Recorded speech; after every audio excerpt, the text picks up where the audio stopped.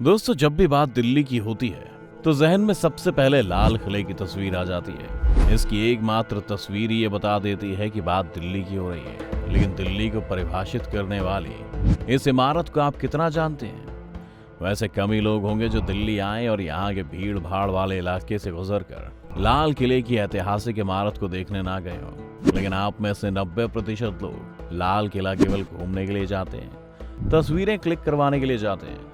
पर जब आप इसकी नक्काशी, इसमें बनाए गए एक एक हिस्से का इतिहास और इससे जुड़े तथ्यों को जानेंगे तो यकीनन आप एक बार फिर से लाल किला जरूर जाएंगे।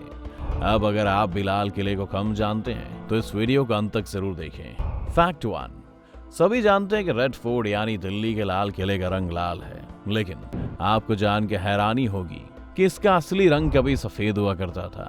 लाल किला मुगल सम्राट शाहजहां ने बनवाया था।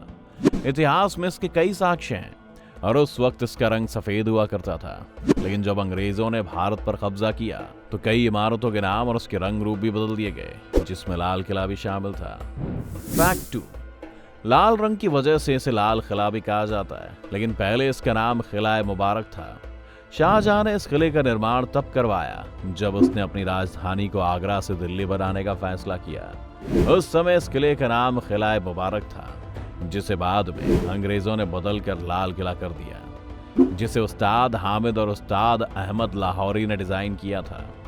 फैक्ट 3, आपको जानकर हैरानी होगी कि इस किले को बनाने में तकरीबन 10 साल लग गए थे। इतिहास के पन्ने बोलते हैं कि इसका निर्माण कार्य 1638 से 1648 तक चला, यानी इसे बनाने में 10 साल लग गए थे। उस दौर में आधुनिक सामान नहीं होने के चलते इतना समय तो लग गया, पर जिस मजबूती से इसे बनाया गया है, आज शायद ही ऐसी इमारतें बन पाएं। फैक्ट 4, लाल किले में 2 दरवाजे हैं, पहला दिल्ली गेट और दूसरा लाहौरी गेट। लाहौरी गेट को मुख्य दरवाजा माना जाता है, क्योंकि लाल किले का मेन दरवाजा लाहौर की ओर खुलता था, इसलिए इसका नाम लाहौरी गेट रखा गया था। तब ऐसा इसलिए किया गया क्योंकि उस वक्त भारत और पाकिस्तान एक देश हुआ करते थे। स्वतंत्रता दिवस पर भारत के प्रधानमंत्री लाहौरी गेट से ही राष्ट्रीय ध्वज फहराने आते हैं। फैक्ट 5, दिल्ली की सत्ता पर काबिज होने के बाद औरंगजेब ने लाहौरी गेट के सामने एक दीवार बनवाई थी, जिसे घूंघट वाली दीवार कहा जाता है। लाहौरी गेट के ठीक सामने चांदनी चौक पड़ता है, जो उस वक्त भी एक भीड़ भाड़ वाली जगह थी। वहीं लाहौरी गेट के ठीक सामने औरंगजेब अपना दरबार लगाता था, जिसे दीवाने आम कहा जाता था। ऐसे में चांदनी चौक से आने वाले लोगों को अदब के तौर पर यह रास्ता पैदल ही पार करना होता था।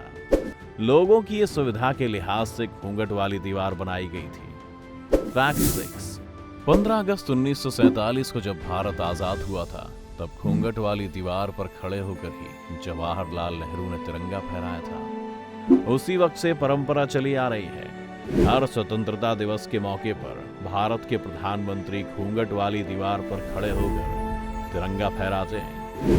फैक्ट 7, लाल किले के अंदर मीना बाजार या छत्ता बाजार लगता था। यह बाजार लाहौरी गेट से लाल किले में घुसते ही शुरू हो जाता है। इसे शाहजहां ने अपनी बेगमों के लिए बनवाया था। इस बाजार में केवल शाही सामान ही बिका करता था। इस बाजार में अरब और फारस तक के व्यापारी अपना सामान बेचा करते थे। इस बाजार में केवल बादशाह की बेगमें और शहजादियां खरीदारी कर सकती थी। ये बाजार आज भी लगाया जाता है। फैक्ट 8, लाल किले में मीना बाजार पार करने के बाद नौबत खाना आता था, जिसकी ऊपरी मंजिल पर संगीतकार बैठते थे, जो पूरे दिन में 5 बार नौबत बजाते थे। इन नौबतों के जरिए समय बताया जाता था। साथ ही जब बादशाह नौबत में आते थे, तब ये संगीतकार नौबत बजाते थे। इसी नौबत खाने में 9वें मुगल बादशाह जहांदार शाह और 10वें मुगल बादशाह फर्रुखशियर का कत्ल किया गया था। फैक्ट 9, उस वक्त भी जब जनता दरबार लगता था तो वह हमेशा लाल किले के दीवाने आम में लगता था। दीवाने आम में सबसे ऊंची जगह पर बादशाह का सिंहासन बना होता था, जिसे नशीमने जिल्ले इलाही कहा जाता था। ये माना जाता था कि स्थान पर बैठने वालों पर ईश्वर की छाया पड़ती है और वो इंसाफ करता है। बादशाह खुद जनता की समस्याएं सुनकर उनका समाधान भी करते थे। फैक्ट 10, अपने खास लोगों से मिलने के लिए लाल किले में दीवाने खास भी बनवाया गया था। यह बादशाह का निजी सभा कक्ष था। यहाँ केवल बादशाह के मंत्री, सभासदों और खास मेहमानों की एंट्री होती थी। इसकी इमारत संगमरमर की बनाई गई है। इसी दीवाने खास में बादशाह का तख्त ताऊस रखा गया था, जिसकी चर्चा केवल मुगल साम्राज्य में नहीं बल्कि बाहर के देशों में भी थी। फैक्ट 11, लाल किले के अंदर नहर। जी हाँ, मुगल बादशाह शाहजहां ने लाल किले के अंदर नहर बनवाई थी, जिसे नहर बहिश्त कहा जाता है। शाहजहां ने स्वर्ग की कल्पना के आधार पर इसे बनवाया था। नहर बहिश्त की कल कल कर बहती धाराओं की आवाजें महल में एक अलग समा बांध देती थी, जिसे महल के अंदर भी बहाया गया था ताकि इसके पानी से महल में ठंडक बनी रहे। इस नहर के लिए यमुना नदी के पानी का इस्तेमाल किया जाता था। फैक्ट 12, शाहजहां ने लाल किले में अपनी रानियों के लिए कई महल बनवाए थे, जिसमें पहला स्थान रंग महल का आता है। रंग महल की दीवारें कीमती पत्थरों से बनी थी। इसमें बेशकीमती मोती भी जड़े हुए थे, जिसके नोचे जाने के निशान आज भी इनकी दीवारों पर मौजूद हैं। जब भारत में अंग्रेजों का शासन आया तो उन्होंने रंग महल को अपनी रसोई बना लिया था। फैक्ट 13, शाहजहां की कई बेगमें थी, जिसमें वो सबसे अधिक इश्क मुमताज से किया करते थे। लाल किले में शाहजहां ने मुमताज महल बनवाया था, जिसमें शाही परिवार की औरतें रहा करती थी। हालांकि इस महल के बनने के कई साल पहले मुमताज की मौत हो चुकी थी, लेकिन अंग्रेजों ने जब लाल किले पर कब्जा किया तब उन्होंने रंग महल को कैद खाने में बदल दिया। फैक्ट 14, शाहजहां ने खुद के लिए एक अलग महल बनवाया था, जिसका नाम खास महल रखा। इसमें 3 मुख्य कमरे हैं। पहला तस्बीह खाना, जिसमें बादशाह इबादत करते थे। दूसरा ख्वाबगाह, जो कि बादशाह का बेडरूम था। तीसरा बड़ी बैठक, जहां बादशाह फुर्सत के पलों में आराम फरमाते थे। फैक्ट 15, यहाँ 2 खास इमारतें भी हैं जो बिल्कुल आमने सामने हैं। इसकी खासियत ये थी कि इन दोनों इमारतों का नाम हिंदी महीनों के नाम पर थे, सावन और भादो, जबकि यहाँ बनी हुई हर चीज का नाम फारसी भाषा में थे। बारिश के दिनों में इस इमारत में शाही परिवार की महिलाएं और दूसरी में शाही परिवार के पुरुष इसका लुत्फ उठाते थे। फैक्ट 16, अब तक शायद ही आप जानते हैं कि लाल किले में 2 ही दरवाजे हैं, लेकिन यहाँ एक तीसरा दरवाजा भी है, जिसे यमुना गेट कहा जाता है।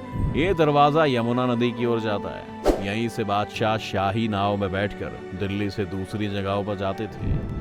फैक्ट 17, लाल किले से सटा एक और किला है। इसका नाम सलीमगढ़ किला है। इसे सलीम शाह सूरी ने 1546 में बनवाया था, जो शेर शाह सूरी के बेटे थे। लाल किला और सलीमगढ़ का किला एक पुल से जुड़ा हुआ है।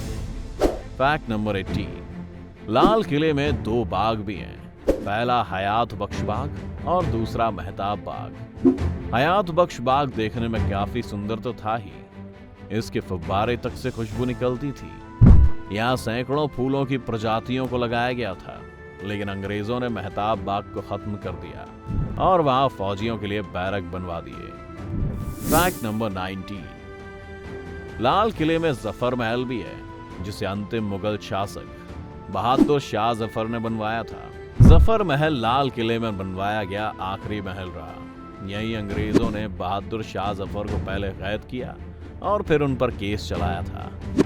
फैक्ट नंबर 20, तख्त ताऊस यानी पीकॉक थ्रोन लाल किले की ये सबसे नायाब, कीमती और फेमस चीज थी। ये सोने, चांदी और कीमती हीरे जवाहरातों से बना हुआ था। इसके ऊपर 2 मोर बनाए गए थे, जो हीरे मोती से बने हुए थे। कोहिनूर के बारे में तो आपने सुना ही होगा। कहते हैं कि वो इसी तख्त ताऊस में जुड़ा था, लेकिन 1739 में ईरानी बादशाह नादिर शाह ने दिल्ली को लूटा। इसमें वो तख्त ताऊस को भी लूट ले गया। तो देखा दोस्तों, अब जंग आजादी का गवाह कहे जाने वाले लाल किले को आप कितना जानते थे। इससे जुड़ी ये तमाम रोचक बातें आपको कैसी लगी, ये सब आप हमें कमेंट करके जरूर बताएं।